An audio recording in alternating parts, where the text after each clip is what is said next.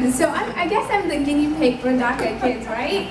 You know, hundreds and thousands of us, but I'm here to tell you a little bit of my story. Yeah, there is a TED Talk which you can Google if you know my name, Saba. Saba, S-A-B-A is my first name, Nafees, N-A-F-E-E-S. Nafees, that's my last name, and you can Google that, and I'm not going to go over the entire story, but what I'm here to tell you is that like all of the thousands of students that are like me, I am just like them, and like all of us, I am also an American. I wasn't born here, and I don't hold a blue passport. I hold a green passport because I was born and raised in Pakistan, but I have been here for the last 10 years. I came here when I was 11 years old. And so all I've known for the last 10 years for the adolescent life of mine is the United States of America. And for me to have to leave this country, which is now my home away from home, is a thought that I can't even imagine. So something like DACA, Deferred Action for Childhood Arrivals, what it has done for me, I cannot really explain in words because you can't really capture such things in words. But I can tell you that in the educational realm, it has done a lot for me. I went to Texas Tech after graduating from high school in Fort Worth, and I didn't know, I was an undocumented student. I graduated in 2011, that's when DACA didn't exist. It came about June 15, 2012, I think, because of the executive order. Yeah. Okay, that was a big day for me, so I remember the date. So I graduated from high school top of my class, but I didn't even know where I was going to go to college because I didn't think that someone like me, someone undocumented, could actually attend college.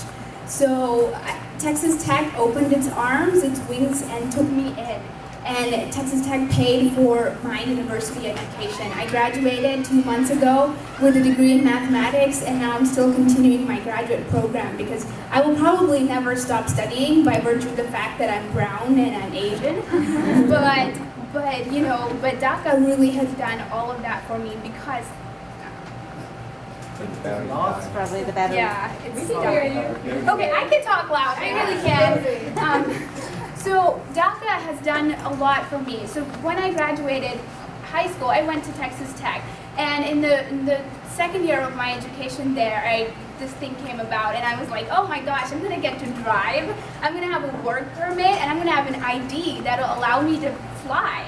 You know, in all the ways the word fly can mean, I can actually fly now outside the state borders. So I've made a list of all of the places I've been to in the past year, giving research presentations starting in April 2013. My DACA was approved in February 2013.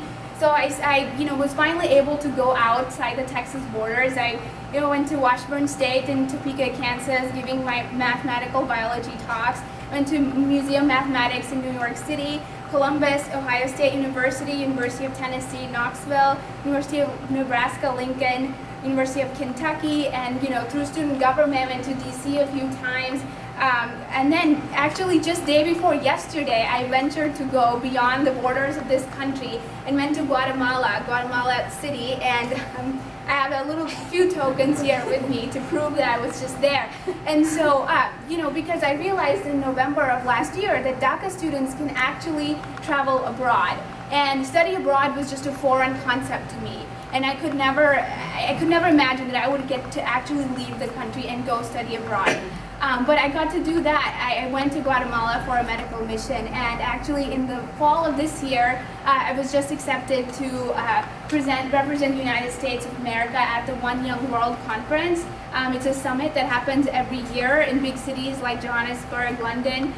This year it's in Dublin, Ireland, so I'm gonna get to go there in October representing Texas Tech and the United States of America, and I'm not even a US citizen yet, and I don't know when that'll ever happen. And then next year I'll get to go to hopefully more medical missions to Haiti and Guatemala. So that's my passion, and without DACA I would have not been able to do any of these things. And so I'm not going to cry right now because this is an emotional topic for many of us, but all I want to say is that my story is just the same as it is for the hundreds and thousands of students that are in my situation. But many of the students are not as outspoken as I am to get out there and make their way and get DACA for themselves. They're afraid.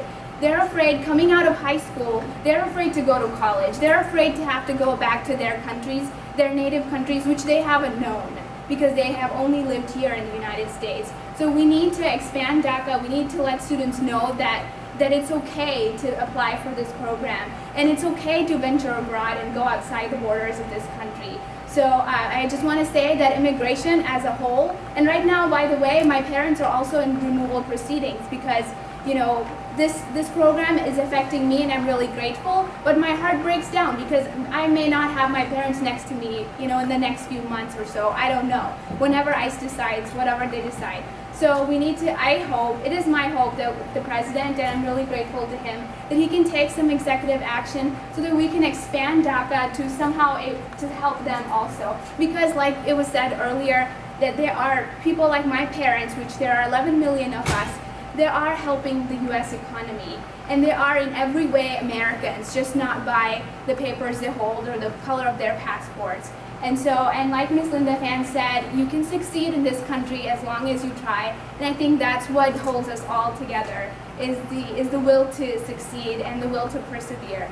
And so, just last thing I want to say is that immigration is beyond politics. It's about homes and it's about families. So, thank you for having me.